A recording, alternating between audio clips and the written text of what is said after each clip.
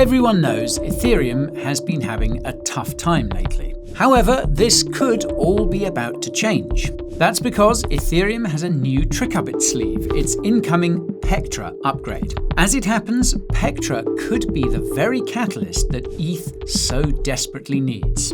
Today, we'll be looking at Pectra in detail, telling you how it will benefit Ethereum and what it could mean for your portfolio. If you hold ETH, or even if you don't, this is a video you have to watch. But before we dive into Pectra here, I need to make something perfectly clear. I'm no financial advisor, I'm just here for the ride. Education and fun is all I provide. Therefore, I can only take you so far. For the rest, you'll have to DYOR. Okay, that's enough with the rhymes. It's time to see if Pectra will help Ethereum shine. Now, before we dive into the Pectra upgrade, it's important to understand the timeline of major milestones that Ethereum has already achieved. So, let's begin with a quick recap of major upgrades that have happened in recent years. The first was the launch of the Beacon chain on the 1st of December 2020. The Beacon chain was a separate chain launched alongside the Ethereum mainnet and had multiple testnets to ensure that any bugs could be rectified without affecting Ethereum itself. The Beacon chain served as Ethereum's new consensus layer and was the first step towards Ethereum's transition from a proof-of-work to a proof-of-stake blockchain. After almost 2 years of testing, the historic merge event then took place. On the 15th of September 2022, the Ethereum mainnet adopted the Beacon chain's method of consensus in one of the most impressive feats in the history of software development. You might recall that this should have been rocket fuel for ETH's price, but it turned out to be something of a nothing burger after SEC Chairman Gary Gensler coincidentally declared that staked cryptos could be deemed as securities on the same day the merge took place. Then, in November 2022, FTX collapsed, dashing all hopes of any rally for ETH or indeed any other crypto. But even back then, Ethereum had another trick up its sleeve. On the 12th of April 2023, the Shapella upgrade was deployed. This allowed stakers to start withdrawing their staked ETH and any staking rewards. At the time, people were worried that this would cause a crash in ETH's price, but in fact, the opposite happened. That's because users were more confident about depositing their ETH on the network. As a result, ETH's price rallied by more than 30% in the month leading up to Shapella, and gained roughly 15% more once Shapella was deployed. It goes without saying that this gave ETH holders a confidence boost and incentivized Ethereum devs to go for the next win. So, after Shapella, the next milestone was the highly anticipated Dencun upgrade. Dencun was deployed on the 13th of March this year and introduced critical changes to Ethereum, particularly for its Layer 2 ecosystem. That's because, among other things, it introduced something called data blobs, which could be attached to Ethereum blocks to improve the efficiency of data handling. This made Layer 2 scaling solutions much faster and cheaper. ETH's price flew by well over 70% in the lead-up to Dencun, but this turned out to be a sell the news event because in the following days, ETH dropped by around 20% and has yet to recover to that level. And this brings us to the present day, where another upgrade is waiting in the wings. This is, of course, Pectra. Until recently, Pectra was only deployed on various devnets, which are basically environments for developers to experiment on. A testnet was finally created for Pectra on the 31st of October, called Mekong. For context, a testnet is like a prototype rollout before the actual upgrade gets released, meaning developers can test new features without affecting Ethereum itself, in case it wasn't clear enough. Now, Pectra will be deployed on Mekong during this year's DevCon, which takes place between the 12th and 15th of November. This is so that people attending the conference can try out this new and improved version of Ethereum and offer their feedback. While we don't know for sure when Pectra will be deployed to mainnet, we do know that Ethereum devs are targeting Q1 of 2025. And by the way, if you're enjoying the video so far, give it a boost by smashing those like and subscribe buttons, and be sure to ping that notification bell so you don't miss our next one. Are you ready for deals? Are you ready for trading fee discounts? Are you ready to save some money? If the answer is yes, then you're ready for the Coin Bureau deals page. Yes, Coin Bureau brings you the very best deals and promotions in all of crypto. You won't find offers like these anywhere else. Discounts on the best hardware wallets! Exchange sign-up bonuses of up to $100,000! Trading fee discounts of up to 70%! Coin Bureau's brand new altcoin-focused subscription service! The Coin Bureau deals page is even better for you than this piece of succulent, protein-rich, nutritious grilled chicken! Head on over to coinbureau.com/deals or click the link in the description below. Don't delay. Check out the Coin Bureau deals page today. These deals are so hot, I need to cool down.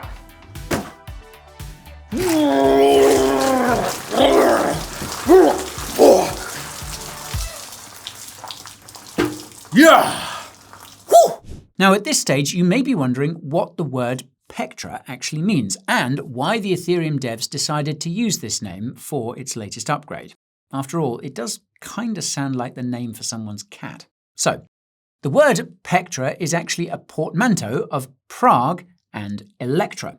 Basically, ever since the merge, all major Ethereum upgrades are now deployed in pairs so that the execution layer and the consensus layer stay in sync. Then, the names of both halves of the upgrade are smushed together by Ethereum developers who seem to love giving their upgrades weird monikers. Nerds, eh?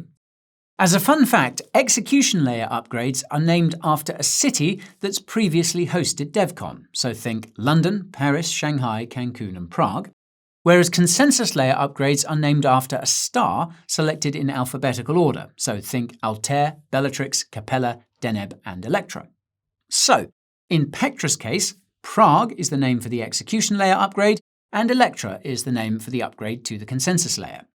The next upgrade, by the way, will be Fusaka, a portmanteau of Osaka and Fulu. The more you know. Anyways, whereas Dencun drastically cut Layer 2 costs and improved Ethereum's overall efficiency, Pectra's main goal is to implement a series of improvements to enhance Ethereum's Layer 1 functionality and user experience, or UX. And many would argue that Ethereum's UX has been one of its biggest sticking points. Anyway, more specifically, Pectra will make critical improvements to the functionality of crypto wallets by allowing them to work similar to smart contracts. In a nutshell, this means giving wallets the ability to do things like making automated payments or setting up spending limits. And Pectra will also do more technical stuff behind the scenes, such as improving gas efficiency, optimizing transaction costs, enhancing cryptographic security, and increasing network throughput. Pretty cool, huh? But, more importantly, Pectra sets the stage for future upgrades, namely Fusaka, which is set to have an even bigger effect on Ethereum than Pectra will. More on that later, though. Now, just like previous upgrades, Pectra consists of numerous Ethereum Improvement Proposals, or EIPs. If you watched our video covering the Dencun upgrade, you'll know it consisted of 9 separate EIPs. We'll leave a link to that video in the description for you if you want to learn more, by the way. Anyhow, it's a similar story for Pectra, which also consists of 9 EIPs. However, it's important to note that at the time of shooting, the list of included EIPs is still being debated, and the final list has yet to be officially confirmed. Originally, Pectra consisted of over 20 EIPs, but the decision was made in September to split the upgrade into 2 parts. We'll come back to that later. So then, just like we did in our Dencun video, let's briefly go over each of those 9 EIPs. These are all fairly technical, but we'll do our best to keep things simple. Note that I'll be listing these in numerical order for simplicity's sake. So first we have EIP 2537, which boosts the cryptographic security of the network, allowing developers to perform signature verifications and other similar functions in a more secure way. Then we have EIP 2935, which increases the amount of data from past blocks that can be stored in new blocks. It also sets the stage for Verkle trees, which is something that Vitalik himself is quite excited about. Essentially, Verkle trees are a data structure that will improve the efficiency of the network while keeping data storage requirements to a bare minimum. Anyway, next up, we have EIP 6110, which makes it faster for validators to deposit their ETH. This is quite important because validators are the crucial part of Ethereum's proof-of-stake consensus mechanism. This upgrade will make validator deposits more secure and will speed up deposit transactions dramatically from 12 hours to just 13 minutes. The next EIP is 7002, which also enhances the UX for validators.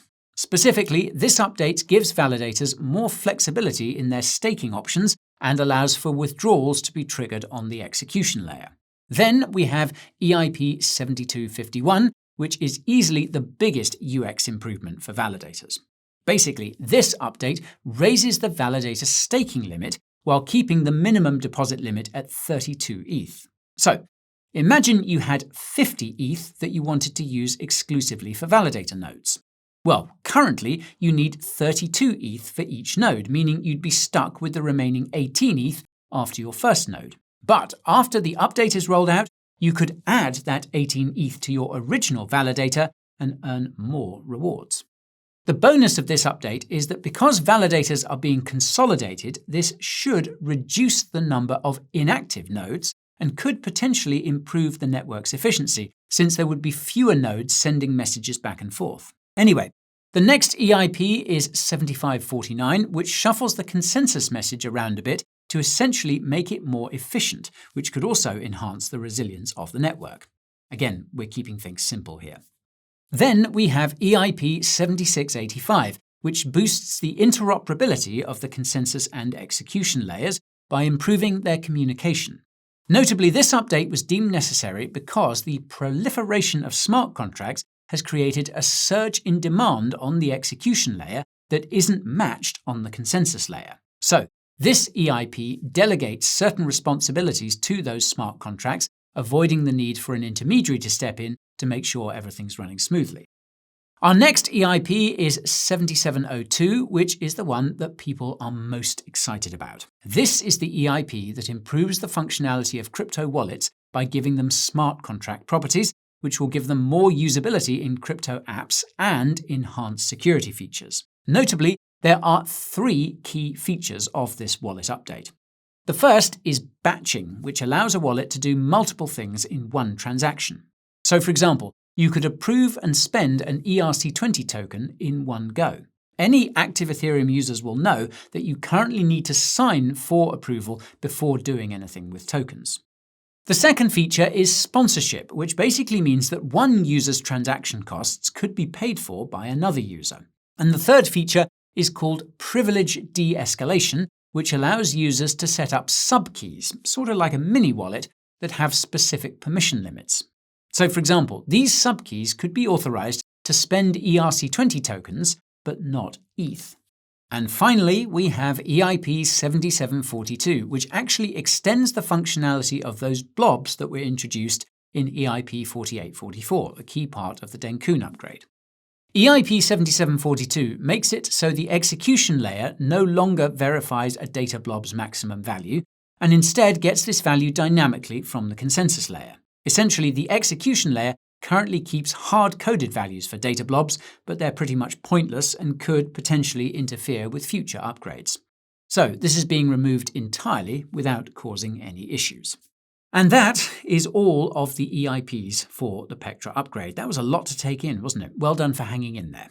Now, we'll leave a link in the description for you in case you want to dive deeper into these EIPs yourself. But just know there's a lot of computer science stuff that only nerds are really going to enjoy reading. So don't say we didn't warn you.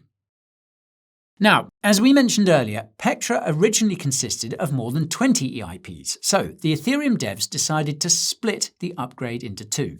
That's because had they decided to do everything at once, there would be a much higher chance of one of these going wrong. And let's be honest, no ETH holders are going to appreciate that. So probably a good call then. Anyway, the EIPs that were pushed back from Pectra will now make up the future Fusaka upgrade, which likely won't come before 2026. This is because one of the major updates involves the introduction of those Verkle trees we mentioned earlier, which will take over a year to develop. While the list of included EIPs is still under review, we do know some that are being considered for inclusion. The reason these are important to know now is because by comparison, Pectra is considered a relatively small upgrade. It'll be Fusaka that does a lot of the heavy lifting, so to speak. In the words of Tim Bako, a lead Ethereum Foundation developer, quote, "The idea with Pectra is to try and find a bunch of small wins that we can get relatively quickly while we prototype the larger stuff. So then, let's take a look at a few of these proposals. But keep in mind that these could change in the coming months. I'm sure we'll keep you updated in a future video." So, with that said, one of the EIPs being considered for Fusaka is 7623, which basically adjusts the costs for certain datasets in order to limit block sizes. In the long run, this should ensure that stakers can continue to create and fill new blocks. Another, meanwhile, is EIP 7762, which increases the minimum base fee for data blobs to prevent their gas fee from spiking.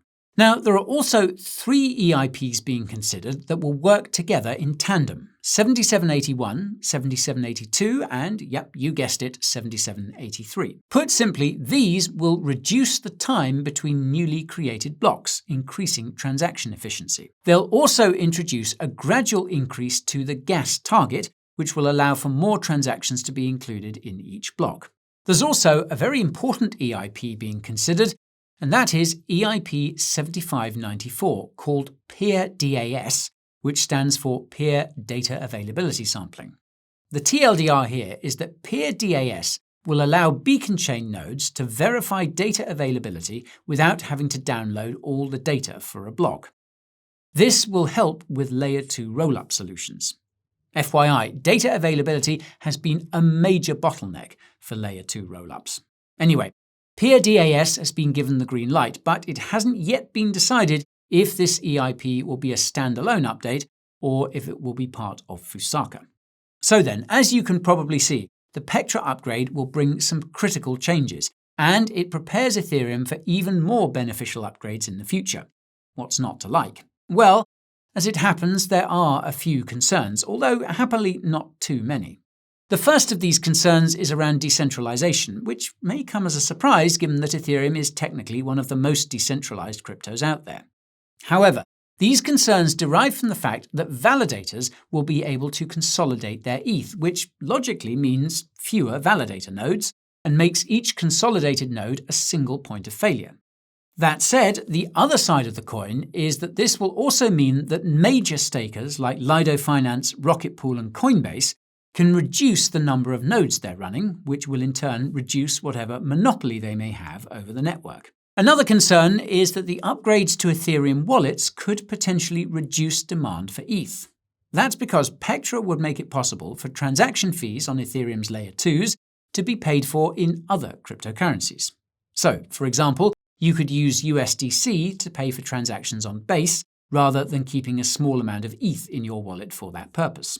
Now, while this is a great UX improvement overall, some would argue that when millions of users around the world are holding ETH for the purpose of paying these fees, it becomes a demand driver. However, we reckon this change is unlikely to have any real negative impact because these upgrades are generally quite bullish. As such, there's only going to be more users drawn to Ethereum, so the demand for ETH should increase. Okay, now for the all-important question. What does the Pectra upgrade mean for ETH's price? Well, if it wasn't already obvious, Pectra and the upgrades that will follow it are bullish for ETH. So much so that they could eventually be the catalysts that help ETH regain its all-time high. The only downside for now is that Ethereum devs haven't been able to agree on how to split the Pectra upgrade. To be clear, everyone's in agreement that it should be split, but the disagreement on how is causing some problems. Although, having said that, it's safe to say that Ethereum devs are taking their time on this in order to determine the best course of action. After all, it's a marathon, not a sprint. However, we couldn't help notice that it seems like a lot of the juicy stuff was pushed back to the Fusaka upgrade. As Tim Bako puts it, quote, "It's going to be a relatively small upgrade. We're working on Verkle trees and that transition, but it's going to take more than a year. So in the meantime, we have bandwidth to work on other small wins." Basically, what this means is that Pectra could turn out to be a bit of a nothing burger. On the bright side, though, sentiment around Ethereum has been pretty bearish lately, And this is actually good for two reasons. First, the current mood could potentially be marking the local bottom, so to speak. And second, it likely means that neither Pectra nor Fusaka have been priced in. Given that ETH has been desperate for a breakout for quite some time, this could be the spark it needs. Things become even more bullish when you consider that the UX improvements could make Ethereum more attractive for institutions who may wish to set up large validator nodes to cash in on staking rewards. With a bit of luck, Pectra's upgrades could lead to improvements around Ethereum's narrative due to its added functionality, something that institutions are missing. Most importantly though, Pectra's upgrades would make Ethereum more competitive with other layer 1s like Solana, which have basically been eating its lunch this year. Consider that most of these layer 1s already have the account abstraction features that Ethereum is currently lacking, such as being able to sign a permission and execute a single transaction in one click instead of 3. From our perspective, UX is the one area where Ethereum is most seriously lacking, so much so that even hardcore ETH holders have started acknowledging that Ethereum needs to catch up on this front. Again, this is exactly what Pectra should do, and there's a good chance that ETH's price will reflect that as a result. A user-friendly Ethereum is exactly what everyone wants and needs. So, given these facts, a successful deployment of Pectra could give Ethereum and ETH's price a much-needed boost. Whether ETH can hit a new all-time high in the wake of Pectra really depends on wider market conditions and any hype around Fusaka. The catch, though, is that Pectra is still a few months away and could even be delayed. So, here's hoping it comes sooner rather than later, because Ethereum and its community sure as heck needs something to cheer about. In the meantime, though, hold on tight, my friends. It's going to be a bumpy old ride. And that's all for today's video, folks, so if you found it insightful, let us know by smashing that like button. If you want to see more educational crypto content, subscribe to the channel and ping that notification bell. Be sure to check out the links in the description for everything else we have to offer, because there you'll find our deals page with impressive sign-up bonuses and trading fee discounts that will help you in your journey to the moon. You'll also find links to the Coin Bureau Club, our merch store, our other YouTube channels, and so much more besides. Thank you all so much for watching, and I will see you next time. This is Guy, signing off.